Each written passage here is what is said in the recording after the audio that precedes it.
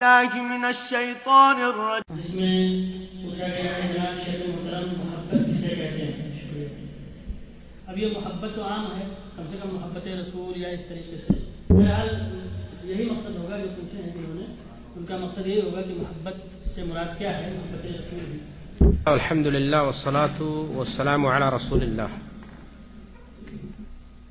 دینی بھائیوں، دوستوں اور ساتھیوں، تمہیدی کلمات کے طور پر ہمارے شیخ محترم نے جو باتیں کہی ہیں وہ بڑی قیمتی ہیں، اور انہی باتوں کا اعادہ میں سمجھتا ہوں کہ بے معنی ہے. میں صرف اتنا کہنا چاہتا ہوں کہ شیخ نسیم صاحب کی یہ کوشش اللہ کرے کامیاب ہو اور دین حنیف کی سربلندی کا ذریعہ اور سبب بنے. شیخ محترم نے دعوت دی، ہم سب کو بلایا، یہ مجلس سجائی، عزت بخشی. اللہ تعالیٰ انہیں جزائے خیر عطا فرمائے اور ہماری باتوں میں وہ تاثیر دے جو لوگوں کے لیے نجات اور ہدایت کا سبب بن سکیں. سوالات کے سلسلے کو شروع کیا جاتا ہے تاکہ وقت زیادہ نہ گزر جائے. پہلا سوال آیا ہے کہ محبت کا کیا معنی ہے. شیخ نے اس پر نشاندہی بھی کی کہ محبت کا ایک معنی ہے لغوی اعتبار سے، محبت کا معنی ہے شرعی اعتبار سے، اور پھر محبت رسول کا کیا مفہوم ہے. ظاہر سی بات ہے، صرف اگر اسی پر روشنی ڈالی جائے تو آج ایک محاضرہ ہو جائے گا، اور سوالات کی فہرست ہے آپ کے سامنے، اس لیے بات بڑی مختصر کی جائے گی تاکہ آپ کو اور سوالات کے جوابات بھی دیے جا سکیں اور مجلس یہ ہماری آپ کے لیے اور ہم سب کے لیے نفع بخش ہو سکے. محبت کا لغوی معنی اگر دیکھا جائے اردو زبان کی ڈکشنری میں تو دل کے طبعی میلان اور دل کے طبعی رجحان پر محبت کے لفظ کا استعمال ہوتا ہے. اب محبت کا شرعی جو معنی ہے اس میں مراتب اور درجات ہیں. محبت کی جو قسمیں کی جاتی ہیں علماء نے جو بیان کی ہیں، اسباب محبت چونکہ مختلف ہے، اس ناطے محبت کی قسمیں بھی کیا ہو جائیں گی، مختلف ہو جائیں گی. مثال کے طور پر ایک آدمی محبت کرتا ہے جسے فطری محبت کہی جا سکتی ہے.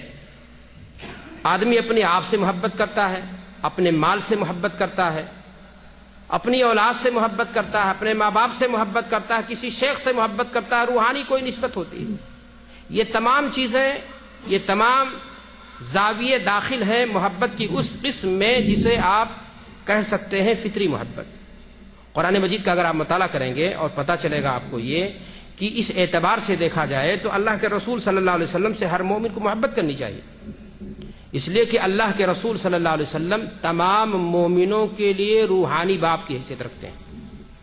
اور انسان اپنے روحانی نسبت کی بنیاد پر بھی کسی کی عزت کرتا ہے، کسی سے کیا کرتا ہے، محبت کرتا ہے. آپ کی بیویاں تمام مومنوں کے لیے ماں کا درجہ رکھتی ہیں، بلکہ وہ ماں جس نے ہمیں جنم دیا ہے اس ماں سے بھی اس کا مقام اور مرتبہ کیا ہے، بلند ہے. قرآن مجید میں اللہ فرماتا ہے النبی اولی بالمؤمنین من انفسہم وازواجہ امہاتہم. اے مومنو، تمہاری جان پر جتنا تمہارا حق بنتا ہے اس سے کہیں زیادہ اللہ کے رسول صلی اللہ علیہ وسلم کا حق بنتا ہے. اور یہی وہ عقیدہ تھا کہ احد کے میدان میں ایک نہیں، دو نہیں، 9 صحابہ نے اللہ کے رسول صلی اللہ علیہ وسلم کے دفاع میں اپنی جانوں کا نذرانہ کیا کیا تھا، پیش کیا تھا.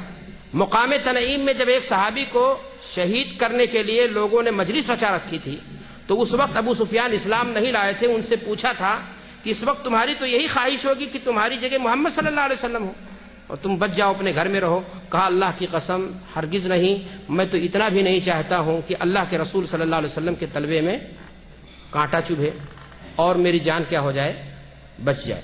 تو یہ طبعی محبت ہے.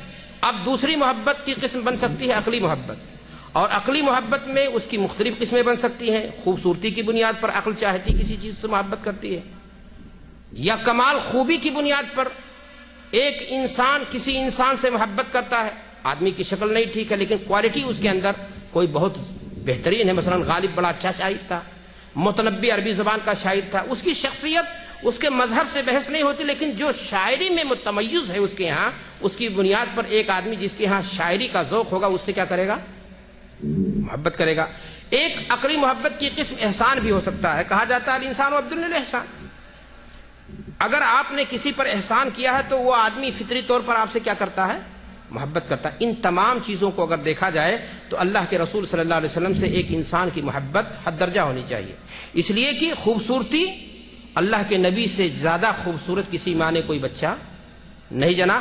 بڑا مشہور قول ہے عائشہ صدیقہ کا کہ وہ کہتی تھیں کہ ایک چاند آسمان میں طلوع ہوتا اور ایک چاند میرے آنگن میں، لیکن میرے گھر کا جو چاند ہے اس کے سامنے، اس کی روشنی کے سامنے سورج کی یا چاند کی تابانی کم پڑ جاتی، پھیکی پڑ جاتی ہے۔ حضرت انس رضی اللہ تعالیٰ عنہ فرماتے ہیں کہ کوئی صحابی آئے، اس وقت اسلام نہیں لائے تھے، کہ اپنے بچے کو لے کر کے رخ انور کو دیکھا، کہا واللہ انکا لرسول اللہ واللہ ان ھذا الوجہ لیس بوجہ کذاب، اس چہرے میں جھوٹ نہیں ہے۔ آپ صلی اللہ علیہ وسلم کا چہرہ ہی اتنا رونق اور اس میں اتنی تاثیر تھی کہ دیکھتے ہی جو ہے انسان اس سے کیا ہو جاتا تھا؟ متاثر ہو جاتا تھا۔ احسان کی جہاں تک بات ہے، اللہ کے نبی صلی اللہ علیہ وسلم کے احسانات ہم مومنوں پر اتنے زیادہ ہیں کہ جتنا احسان کوئی انسان کسی انسان پر بحیثیت انسان کر ہی نہیں سکتا۔ اس اعتبار سے بھی دیکھا جائے تو اللہ کے رسول صلی اللہ علیہ وسلم سے کیا ہونی چاہیے؟ محبت ہونی چاہیے۔